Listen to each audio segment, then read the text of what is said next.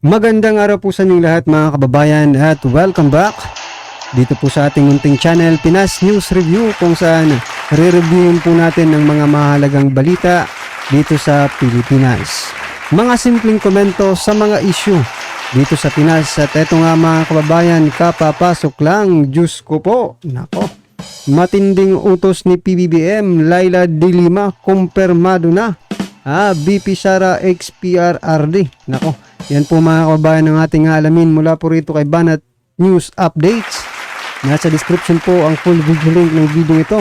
Subscribe na po kayo. At kung bago ka pa lang at di pa po napag-subscribe sa ating munting channel, please don't forget to subscribe at i-click na rin po ang bell notification para updated ka po sa lahat ng ina-uploads nating reaction video. So ito na nga mga kababayan, itong si Laila de Lima, ex-senator Laila de Lima, nagmukhang or naging gusto yatang maging advisor ni President Bongbong Marcos Jr. Kasi ito may mga ina-advise po siya, no? Dito kay PBBM. Well, eto alamin po natin, sama-sama at sabay-sabay po natin pakinggan, panoorin at bigyan ng komento ang video ito, no? Eto na po. Mayroong isang tao na hindi naman sana manalo ito na senador kung hindi dahil sa mga akusasyon sa kanya. Pero anong nangyari? Nagpalit lang ng administrasyon at there are secret hands na gumagalaw at napa-recant lahat ng mga testigo na ang lakas ng loob dati na magsasabi ng totoo pero bigla na lang nawala parang bula. At ito, walang ibang may kinalaman dyan kundi si Marcos Jr. para gamitin na ika nga pambala sa kanyon. Pambala niya para ang mga Duterte. Kakanyunin ang mga Duterte. Nagsama ngayon ang dalawang itlog. Itlog na babae at itlog na lalaki. Ito. Walang iba kundi itong si Laila alias Hi Junel de Lima. Ito, pakita natin si Hal Laila. So yan mga kababayan, no, yan, may mga nag-iisip pa lang ganito, no? Tulad nila sir, may kinalaman pala. Yan, sabi nila hindi po tayo ang nagsabi. Sabi po nila, may kinalaman, di umano si PBBM dito sa paglaya ni de Lima. Sa palagay niyo po ba, kasi sinasabi ng iba, korte naman ang nagdesisyon yan. Diba? Korte naman po yung nagdesisyon kung bakit nakalaya si de Lima. Sa palagay niyo po ba mga kababayan, walang kinalaman si PBBM sa paglaya ni de Lima? Dahil yun po yung pinalalabas ng iba korte naman ang nagpalaya dyan hindi naman si PBBM. Diba? Ngayon, ibabalik ko ulit sa inyo. Yung mga nagsasabi na korte naman ang nagpalaya kay PBBM. Eto po. For example din natin. Nung sinabi po ni PRRD na ipapalibing niya, no, marami pong tumutun, no, ipapalibing niya si Apo Lakay sa libingan ng mga bayani. Several years ago, walang nagsalitang pangulo, no, na ipalibing si Apo Lakay sa libingan ng mga bayani. Pero bakit hindi pinaligan ng korte nung panahon mga panahong yon? Pero bakit nung sinabi ni PRRD na ipapalibing, na ipalibing? Inaniba ng korte. So meaning mga kababayan, malaki talaga siguro, or mayroon talaga, no? Impluwensya ang presidente pagdating sa mga ganitong desisyon. Like for example, dito sa pagpapalaya kay de Lima. Diba? Posible kayang wala na, biglang naisip ng korte na, i-reopen nyo natin tong or something na, baka palayain na natin to. Diba? Parang ganun po. Si Hal Laila de Lima. Former Senator Laila de Lima believes President Ferdinand Marcos Jr. must cooperate with the ICC investigation and consider aiding the enforcement of arrest warrant against his predecessor, ex-President Rodrigo Duterte. Quote, show to the world that you can do it, show to the world that you stand for what is right, unquote. So yun na nga mga yan na po yung sinasabi kong gusto yatang mag-advisor ni Dilima kay PBBM, no? Kasi biruin nyo, in-advisean pa, maging matapang ka, yan, sa buong mundo. Pa-imbestigahan mo na yan sa ICC. Si Digong. Na? Sa palagay nyo po ba maniniwala? Wala. Posible ring maniwala kasi pinalaya nga di ba? Kunin na lang nila ito. Total, pinalaya naman nila. Yan, ano na lang nila sa gabinete nila, di ba? Papasok lang ito. Pwede ito sa Department of Education. Sa palagay nyo mga kababayan, Kasi wala silang napipili ito, opinion lang natin to, wala silang napipili pa sa Department of Education. Bakit hindi na lang kaya si Lima? Malay nyo, maging zombie lahat ng mga estudyante.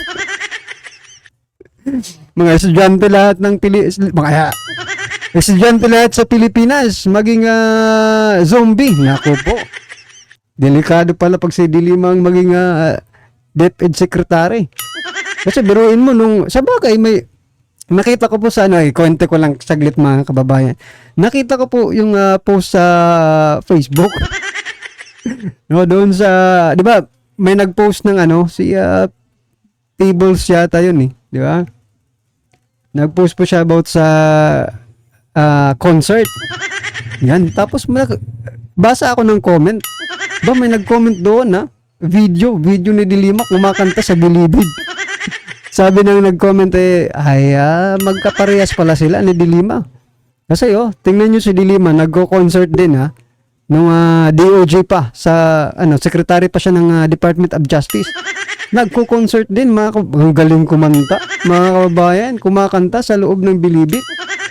Di ko lang talaga napansin kasi medyo madilim yung video, pero talagang halatang si Dilima yon. Di ko lang alam kung naka-pants or naka-shorts lang. Party yun di ba? Bakit natin naka-shorts pala si Dilima, di ba? Sana nakita nyo rin po.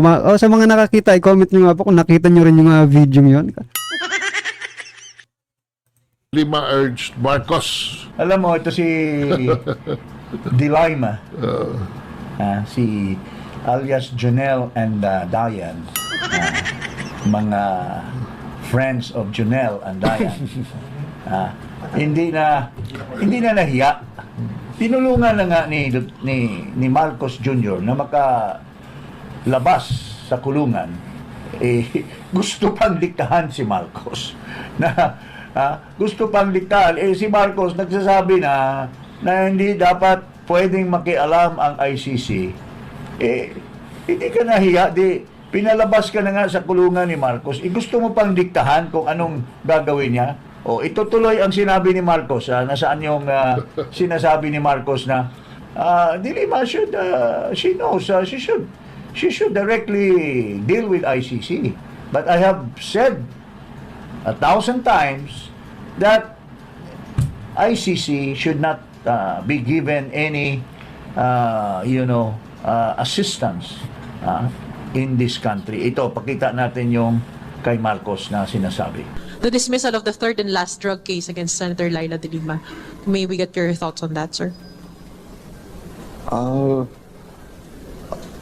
What further comment does it Do you require? think, sir, it will impact, sir, yung pending probe ng ICC sa atin? Well, maybe this is something we should show the ICC. Tignan mo, our judiciary is working properly.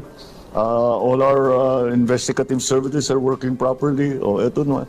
And former Senator De Lima has been acquitted.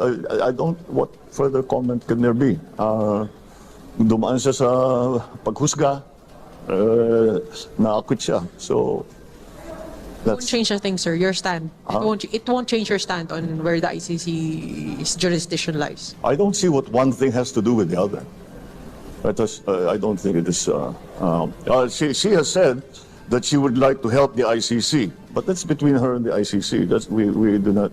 We still stay with our position that the ICC has no jurisdiction in the Philippines because we have a working police force, we have a working judiciary, and do not require any assistance in that regard. So, hindi ka ba mahiya dyan na Delilah na So yan mga kabayan, hindi pa papasukin ni PBBM ang ICC. Pero bakit ganun mga karibin natin? Pag dilima ba talaga ang pinag-uusapan, connect agad sa connect agad sa ICC.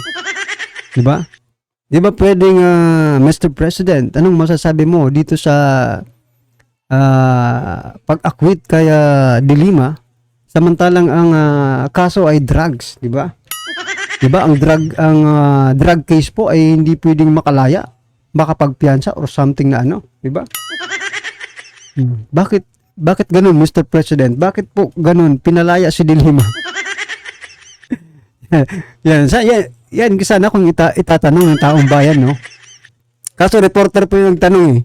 Hindi naman po yung reporter, hindi naman po yung representation ng taong bayan. Pero ikaw, na nanonood ngayon, kung sakaling magtatanong ka kay PBBM about kay Dilima, sa paglaya ni Dilima, ano kaya ang magiging tanong mo? Ang tanong ko kasi, sana, kung ako yung reporter, anong masasabi nyo, Mr. President, dito sa naging kaso sa pag-acquit, no? Pagpapalaya kay Dilima, samantalang drug case po ito. Diba ang drug case ay hindi po pwedeng makalaya? Oh. Yun sana ang itatanong ko. Pero kayo po, ano sa palagay nyo, or ano po ang inyong maitatanong kay PBBM kung sakaling kayo po ang bibigyan ng pagkakataon? Ha? Na makapagtanong, bakit nakalaya si Dilima?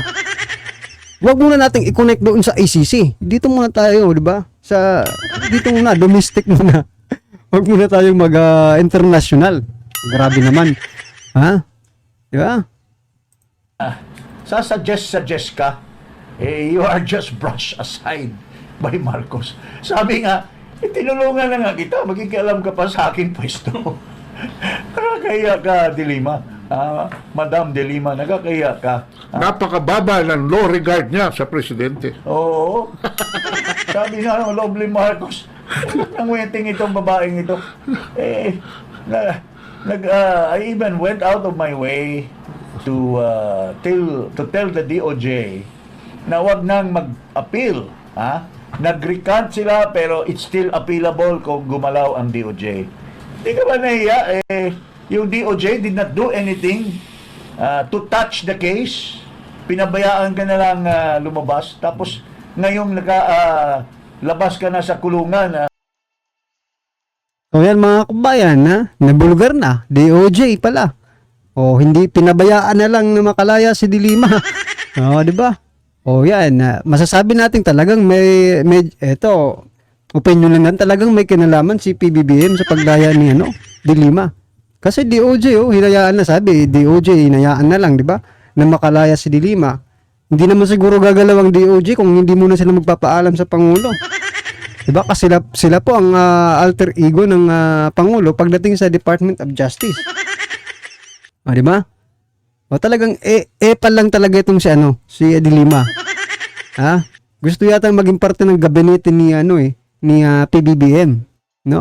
Kasi pa-advise na siya ngayon, no? Tingnan niyo mga kababayan, ina-advisean na po niya si PBBM na papasukin mo na ang ICC. Puro ICC, pag si Dilima talaga ICC, hindi? Bakit niyang isisi natin lahat kay Dilima ang nangyari sa nakarang panahon, di ba? Oh. Well, anyway, mga kababayan, eto, may mga, may mga balita na tatakbo yata itong si Dilima. Or di kaya, ano bang pwedeng gawin ni Dilima ngayon para makabawi siya sa, sa pagpapalaya sa kanya? Di syempre, atakihin ng mga Duterte. Di ba? O, mag-abang-abang pa tayo. Baka may mga sa susunod na araw, magsalita ulit si Dilima patungkol po sa mga Duterte. Kasi, syempre, binigyan ka ng pabor pinalaya ka. Diba? O, di mag-ano ka rin. Parang ang tawag dito sa atin, no? Sa utang na loob yan. Magbabayad ka ngayon ng utang na loob mo. sa administrasyong ito. Sa palagay niyo mga kababayan, magiging advisor na ba itong si De Lima? Sa administrasyong ito, malabo siguro. Baka ito na ang maging huling karir ng administrasyong ito. Parang lumalabas, huling karir na nga eh. Pero pag talagang linagay nila si De Lima kung saang posisyon, talagang baka hindi na nila abutin yung last term. Diba? Yung 2028, pag si De Lima pang kinuha nila, Diyos ko naman ako.